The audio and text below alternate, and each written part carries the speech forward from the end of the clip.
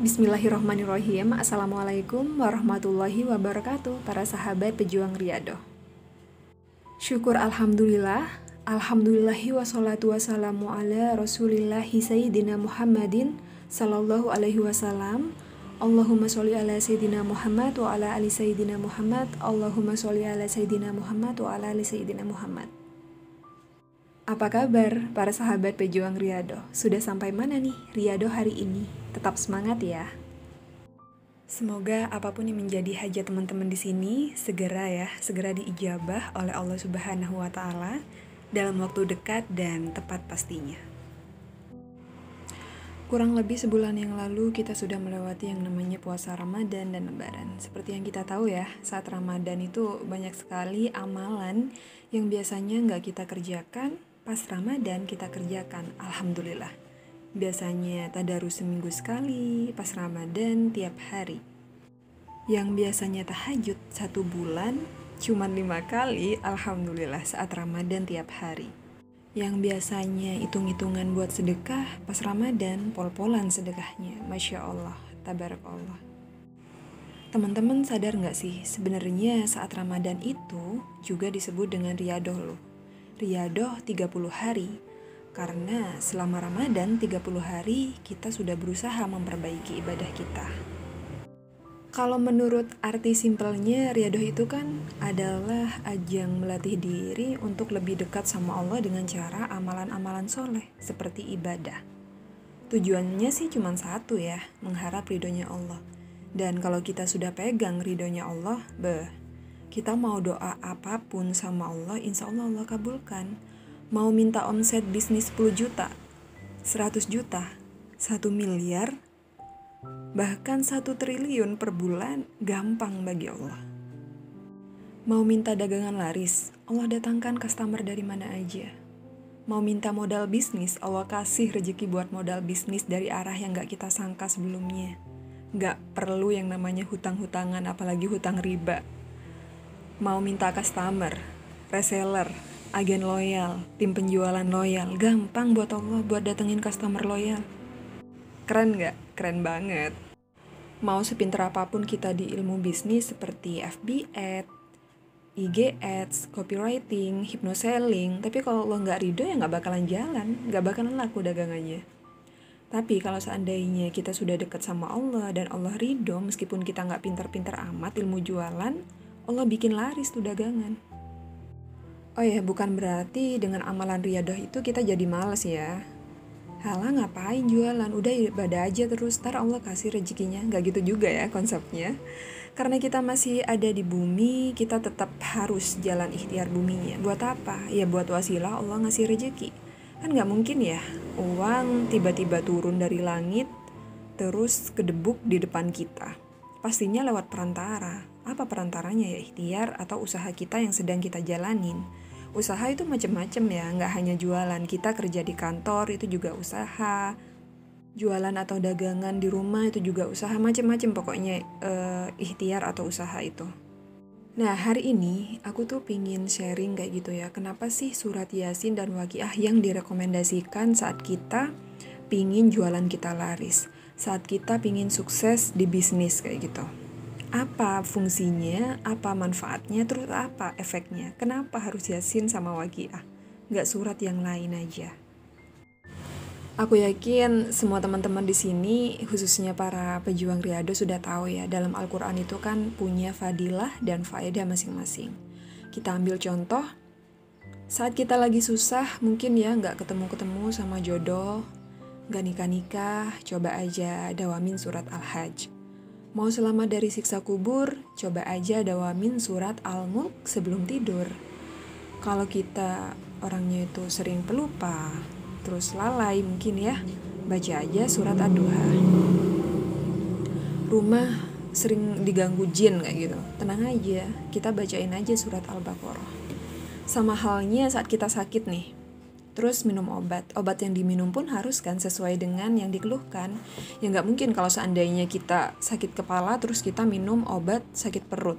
Begitu sebaliknya saat kita sakit perut, terus kita minum obat sakit kepala. Nah, ini sama nih sama Al-Quran. Saat kita seret ya rezekinya, coba aja baca surat yang fadilahnya tuh mendatangkan rezeki.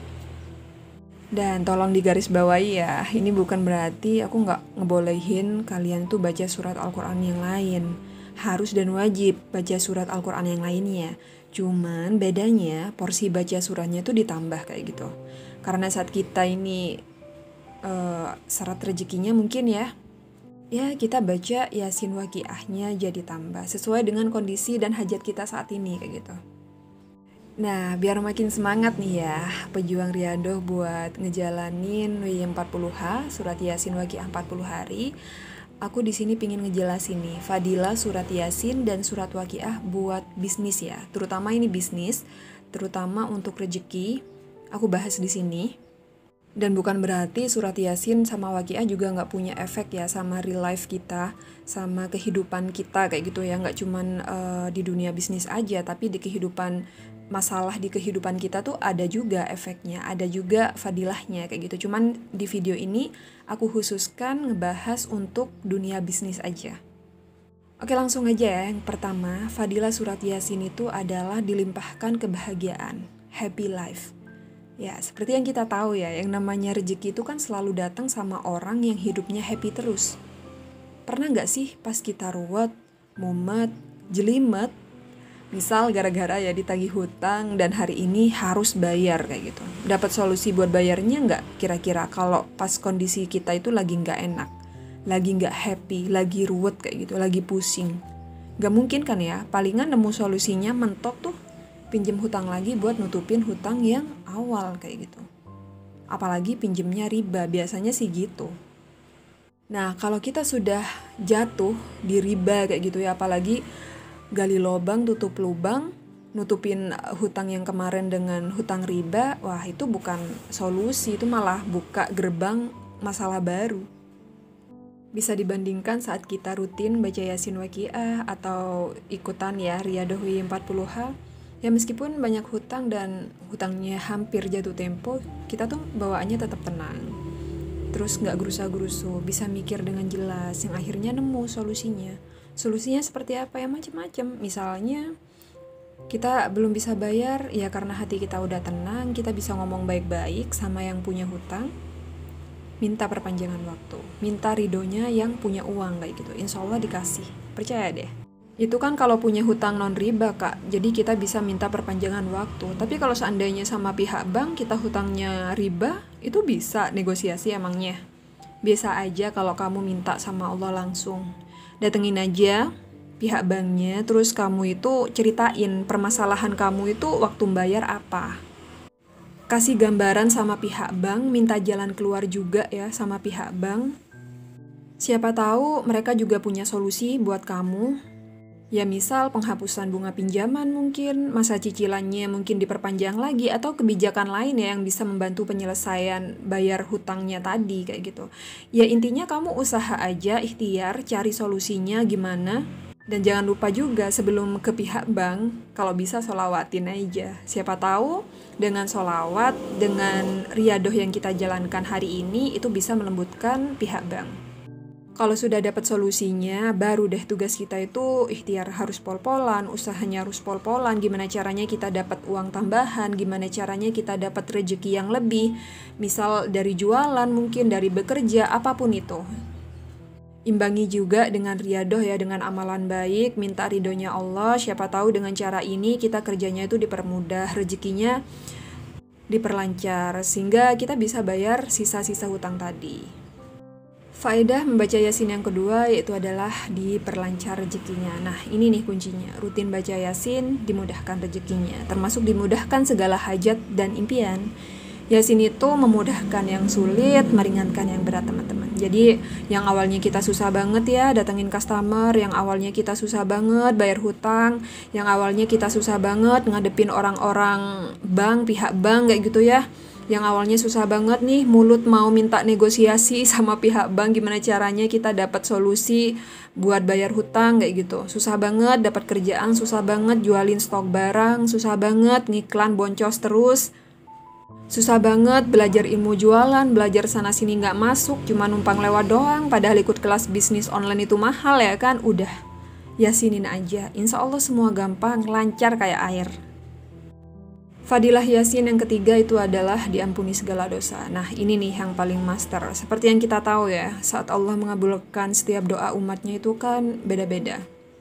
Ada yang cepet, ada yang lama, ada yang hitungan hari, ada yang bertahun-tahun baru dikabul. Itu tergantung amal soleh dan dosa-dosa kita. Kalau kata mentor sih dosa itu kalau diibaratkan ya, kayak perisai atau tembok penghalang dosa-dosa kita tuh bakal dikabul. Sama halnya kita ngisi air nih di ember ya kan, nggak penuh-penuh, malah airnya luber kemana-mana. Ternyata pas kita cek, ternyata kita lupa buka penutup embernya, sehingga embernya nggak terisi air. Doa juga gitu, nggak dikabul sama Allah, mungkin ada salah satu dosa yang menutup doa itu nyampe kayak gitu, yang menghambat terhalangnya doa kita tuh nyampe sama Allah. Dan insya Allah dengan rutin baca Yasin, semua dosa-dosa kita itu insya Allah akan diampuni sama Allah. Dan saat doa ya sama Allah minta omset misal 100 juta per bulan, Allah permudah dah tuh turunin rezekinya karena udah gak terhalang lagi sama dosa-dosa kita. Bismillah. Fadilah Yasin yang keempat, dijauhkan dari malapetaka. Nah ngomongin masalah bisnis itu kan kompleks ya teman-teman. Kita tuh bisa aja saingan-saingan harga, saling rebutan customer, kita juga banyak interaksi dengan orang-orang yang mungkin gak kita kenal sebelumnya. Gak tahu juga watak dan perilakunya seperti apa, yang tiba-tiba harus jadi bagian dari bisnis kita. Misal jadi karyawan, jadi partner, jadi reseller, jadi agen. Saat kita berbisnis tuh kan gak ada jaminan ya, kita bakal ketemu sama orang yang baik terus. Gak jarang kita juga ketemu sama orang yang pura-pura baik, misalnya punya niatan jahat atau jelek ke bisnis kita, yang akhirnya mendatangkan malapetaka. Nah, dengan rutin riyadhah Yasin gak perlu tuh kita tabur-tabur bunga, garam kayak gitu misalnya depan rumah buat ngilangin jampi-jampi kompetitor, nggak perlu ke dukun buat cari tahu siapa sih yang punya niatan jelek ke bisnis kita. Nggak perlulah kita ke orang pintar buat magerin bisnis biar selamat kayak gitu mungkin bisnisnya. Itu dosa syirik teman-teman, bukan makin lancar usahanya makin seret aja rezekinya. Udahlah langsung aja ya kita yang punya kuasa atas hidup kita, yang punya kuasa atas bisnis kita. Siapa lagi kalau bukan Allah? Dengan cara apa? Riyadhah Yasin. Dan sebenarnya ini juga berlaku buat permasalahan hidup ya, nggak cuma bisnis aja. Terus kak, kenapa harus waqiah juga?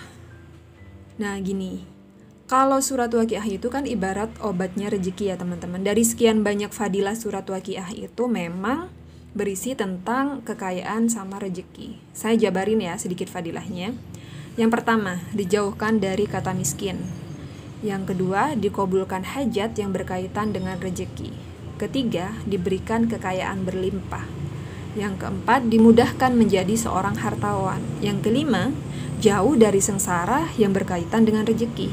Nah, kita bisa lihat ya, kelima poin aja itu udah bahasanya rezeki, kaya, ya kan? Ini hanya sebagian aja teman-teman, masih banyak lagi fadilah surat waqiah yang berkaitan dengan rezeki. Dari saking banyaknya fadilah rezeki di surat waqiah, sampai surat waqiah itu disebut juga dengan surah kekayaan. Dari saking banyak fadilah rezekinya, surat Al-Waqiah itu juga disebut dengan surat kekayaan. Nah, di sini sudah sangat jelas ya teman-teman, kalau seandainya kita riyadhah Yasin ditambah sama waqiah, ini baru keren. Insya Allah rezeki kita bakal luber-luber dan turah-turah, insya Allah. Dan ini bukan hoax, ya karena saya sendiri pun udah sering ya cerita tentang keajaiban riyadhah Yasin waqiah yang saya dapatkan sendiri. Yang mulai dari bisa membayar hutang 10 juta dalam jangka waktu 3 bulan, padahal saya nggak kerja waktu itu, bisnis juga lagi tutup. Terus bagaimana suami saya tuh mendapatkan bonus kerja hampir 60 juta melalui wasilah riyadhah ini. Dan aku juga bisa ngerasain gajian di atas 5 juta per bulan, padahal cuma ibu rumah tangga. Terus dimudahkan juga mendapatkan penghasilan dari 2 sumber. Yang awalnya nggak pernah sama sekali kepikiran bakal dapetin gajian dari 2 sumber ini tadi. Terus melalui wasilah ini juga awal buka bisnis baru ya, waktu launching Syam Creative Design langsung ditemuin dengan customer loyal, bahkan itu dari kalangan artis, buat ngepercayain desain all shopnya ke aku kayak gitu. Padahal ya belum ngiklan sama sekali. pengen ini, pengen itu gampang. Allah permudah lah. Semuanya kayak tiba-tiba aja kekumpul gitu uangnya kalau pingin sesuatu. Dan aku rasa masih banyak lagi sih keajaiban pertolongan Allah yang udah Allah kasih ke aku yang mungkin tanpa sadar aku udah terima.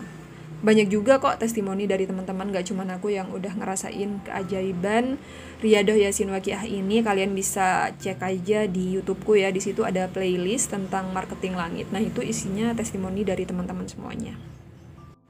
Ada yang lunas hutang 200 juta secara tiba-tiba. Dan ajaibnya, cara Allah buat datengin rezekinya itu unik-unik teman-teman. Ada yang cerita ya, kemarin tiba-tiba ada orang ngasih duit, padahal nggak kenal. Tiba-tiba teman lama datang buat bayar hutang, padahal hutangnya udah 5 tahunan lalu. Intinya dipermudah aja rezekinya sama Allah. Terus gimana cara ngejalanin WY40H-nya? Nah nanti aku bakal share link di iCard ya di atas, kalian bisa langsung aja klik, nanti itu bakal keluar videonya gimana cara ngeriadoh WY40H. Soalnya kalau aku jelasin juga di video ini bakal panjang durasinya. Mungkin itu aja dulu ya podcast hari ini, semoga ini jadi bahan pencerahan dan motivasi buat teman-teman yang mau ikutan gabung di grup Riyadhah Telegram ya, biar kita saling menyemangati. Langsung aja cek link di bawah di description box, di situ nanti aku share juga. Tetap semangat, istiqomah, riyadhahnya. Kita jumpa lagi di podcast berikutnya. Wassalamualaikum warahmatullahi wabarakatuh.